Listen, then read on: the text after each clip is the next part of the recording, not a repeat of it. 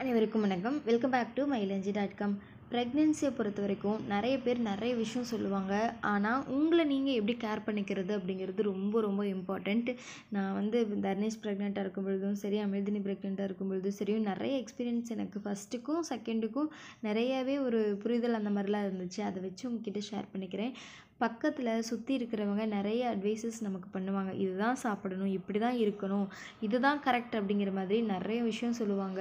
அதையெல்லாம் நீங்கள் காதில் கேட்டுக்கோங்க. பட் உங்களுக்கு எது கன்வீனியண்ட்டாக இருக்கோ, எந்த செஞ்சால் ரொம்ப கம்ஃபர்டபுளாக இருக்கோ அதை மட்டும் ஹெல்த்தியாக ஃபாலோ பண்ணுங்கள். அதுதான் ரொம்ப ரொம்ப இம்பார்ட்டண்ட்டு. சில விஷயத்த தெளிவாக டாக்டர்ஸ் கேட்டு அதை வந்து தெரிஞ்சுக்கோங்க. அதுவும் ரொம்ப இம்பார்ட்டண்ட்டு. இப்போ ப்ரெக்னென்ட் ஃபஸ்ட் மந்த்துக்கு போகிறப்பவே சிலர் என்ன சொல்லுவாங்கன்னா, உடனே போகாத அப்படிம்பாங்க, கொடுக்குற டேப்லெட்டை சாப்பிடாத, குழந்தை வெயிட் போட்டுரும் அப்படிம்பாங்க. அதெல்லாம் கண்டுக்காதீங்க. டேப்லெட்லாம் கண்டிப்பாக சாப்பிடணும். உங்களுக்கு என்ன டவுட் இருக்குதோ, எப்படியும் நீங்கள் மந்த்லி செக்கப் டாக்டர்கிட்ட போகிறீங்க இல்லையா, போகிறப்போ ஒரு பேப்பரில் எழுதி வச்சுக்கோங்க. சில வேறு டவுட்ஸ் எல்லாம் அப்பப்போ எழுதி வச்சுக்கோங்க. டைரெக்டாக போய் எனக்கு இந்த மாதிரிலாம் டவுட்ஸ் இருக்குது அப்படின்னு கேட்டால் டாக்டரே வந்து கிளியராக உங்களுக்கு எக்ஸ்பிளைன் பண்ணுவாங்க. ஸோ உங்களை எப்படி பார்த்துக்கிறதுல ஃபஸ்ட்டு ஸ்டெப் இது தான். உங்களுக்கு என்ன டவுட்ஸ் வருதோ அதை டாக்டர்கிட்ட கிளியராக கேளுங்க. நல்லா சாப்பிடுங்க. நல்லா சாப்பிட முடியாது, வாமிட் வரும். அதுக்கான வீடியோஸ் நம்ம போட்டிருப்போம் ஆல்ரெடி.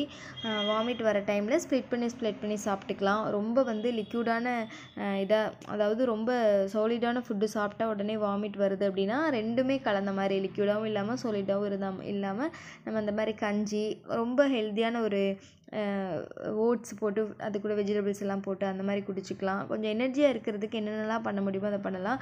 ஆரஞ்சு ஜூஸ் குடிங்க. ஃபேஸும் க்ளோ ஆகும். உங்களுக்கு கலர் வேணுமா, குழந்தை கலர் வர்றதுக்கு சான்சஸ் கொஞ்சம் இருக்குது. எனக்கு அது மாதிரி ஒரு ஃபீல் ஆச்சு. உண்மையாக அப்படிங்கிறது தெரியாது. ஆரஞ்சு ஜூஸ் நல்லா குடித்தோம் அப்படின்னா ஃபேஸ் ரொம்ப க்ளோ ஆகிற மாதிரி இருக்கும், ஹெல்த்தியாகவும் இருக்கலாம். முக்கியமாக டாக்டர் கொடுக்குற ஃபோலிக் ஆசிட்டை மிஸ் பண்ணிடாதீங்க. குழந்தையோட டெவலப்மெண்ட்டுக்கு அது ரொம்ப ரொம்ப ரொம்ப இம்பார்ட்டண்ட்டு. ஸோ அதை வந்து ஸ்கிப் பண்ணாதீங்க. இப்போ ரீசெண்டாக விட்டமின் டி கொடுத்துட்ருக்காங்க. அதுக்கப்புறம் வந்து குழந்தைக்கு இன்னுமே ஹெல்த்தியாக இருக்கணும் அப்படிங்கிறதுக்காக ஆல்ரெடி உங்களுக்கு மிஸ்கரேஜ் ஆன மாதிரி ஏதாச்சும் இஷ்யூஸ் இருந்துருந்துச்சு அப்படின்னா உங்களுக்கு வந்து அவங்களுக்கு ப்ரொஜெஸ்ட்ரான் டேப்லெட்டும் கூட கொடுக்குறாங்க. ஸோ அதெல்லாம் என்ன அப்படிங்கிறத தெளிவாக கேட்டு தெரிஞ்சுக்கோங்க. நீங்கள் அவங்க சொல்கிறாங்க இவங்க சொல்கிறான்னு இல்லாமல் இருந்துக்கோங்க. அதுதான் உங்களை நீங்களே பார்த்துக்கிறதுல ரொம்ப இம்பார்ட்டண்ட். ரெண்டாவது, ட்ரெஸ்ஸிங்ஸ் வந்து ஒரு மாதிரி காட்டன் மாதிரி இருக்கிற மாதிரி போட்டுக்கோங்க.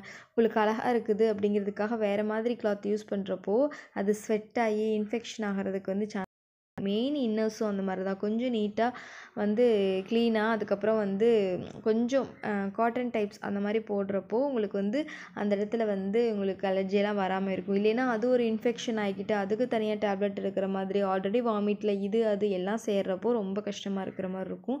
ஸோ அதை ரெண்டையும் வந்து ஃபாலோ பண்ணிக்கோங்க. ட்ராவல் நிறைய பேர்த்துக்கு டவுட்டாக இருக்கும், போகணுன்னு ஆசையாக இருக்கும். ப்ரெக்னென்சி டைமில் எங்கேயுமே போகாமல் வீட்டுக்குள்ளேயே இருக்கிறோம்லே, அதுவே ஒரு ஸ்ட்ரெஸ் ஆகுது அப்படியெல்லாம் ஃபீல் ஆகும். ஸோ ட்ராவல் நீங்கள் பண்ணிக்கலாம், சேஃபாக பண்ணிக்கலாம். அதாவது காரில் போய்க்கலாம், அந்த பஸ்ஸில் போய் நமக்கு சுற்றி இருக்கிறதுனால அந்த கொரோனா அது மட்டும் கிடையாது. கொரோனா ஆனதுக்கு அப்புறமாலும் கூட ஒரு காய்ச்சல் வருது, இருமல் வருது, சளி வருது அப்படின்னா ஆல்ரெடி நம்ம ரொம்ப வீக்காக இருப்போம். இதில் இந்த காய்ச்சல் சளியெல்லாம் வர்றப்போ இன்னுமே அதுக்கெல்லாம் டேப்லெட் எடுத்துகிட்டு அது ரொம்ப கஷ்டமாக இருக்கும். அதுக்காக தான் சொல்கிறாங்க ட்ராவல் பண்ணக்கூடாது அப்படின்ட்டு. ஸோ நீங்கள் காரில் சேஃபாக போய்கிட்டு ரொம்ப அதிகம் கூட்டம் இல்லாத இடத்துல போய் நீங்கள் ரிலாக்ஸாக இருந்துட்டு வந்துக்கலாம். இதை வந்து பண்ணிக்கலாம், பண்ணக்கூடாதுன்னு கிடையாது. இதுவும் வந்து அடுத்து உங்களுக்கு இந்த மாதிரி பிடிச்ச மாதிரி சின்ன சின்ன விஷயங்களை வந்து நீங்கள் செஞ்சுக்கலாம். அதுக்கப்புறமா சாப்பிட்றது ரொம்ப ஹெல்த்தியாக சாப்பிட்டுக்கணும். எல்லாம் சொல்கிற மாதிரி ரெஸ்ட் எடுக்கிறது. உங்களுக்கு நைட்டு தூக்கம் வர மாட்டேங்குது, பகலில் தூக்கணும் அப்படின்னா அளவாக மட்டும் தூங்கி எந்திரிச்சிக்கிட்டு நல்லா நடக்கலாம், உங்கள் ஃப்ரெண்ட்ஸ் கிட்ட பேசலாம். அதுக்கப்புறம் சின்ன சின்ன ஒரு விஷயம், உங்களுக்கு என்ன விஷயம் பிடிக்குமோ அதெல்லாம் நீங்கள் செய்யலாம். ஒரு கூடை பின்னுறது, உங்களுக்கு என்ன பிடிக்குமோ, என்ன வேலை செய்ய பிடிக்குமோ, மைண்டை டைவர்ட் பண்ணுறதுக்கு அதை நீங்கள் பண்ணலாம். நல்லா புக்ஸ் படிக்கலாம், மியூசிக் நல்லா கேட்கலாம். இதெல்லாம் வந்து ரிலாக்ஸாக கேட்டுக்கோங்க. மெயினாக உங்களுக்கு தேவையில்லாத பிரச்சனைகளில் தலையிடாதீங்க, அதை மட்டும் செய்யுங்க. இது ரொம்ப ரொம்ப இம்பார்ட்டண்ட்டு. முன்னாடி சொன்னதையெல்லாம் விட உங்களுடைய மன அமைதி ரொம்ப இம்பார்ட்டண்ட்டு. ரொம்ப யோசிக்கிற மாதிரி தான் இருக்கும். இந்த சில ஹார்மோன்ஸ் ப்ராப்ளம்னால ரொம்ப யோசிக்கிற மாதிரி தான் இருக்கும்.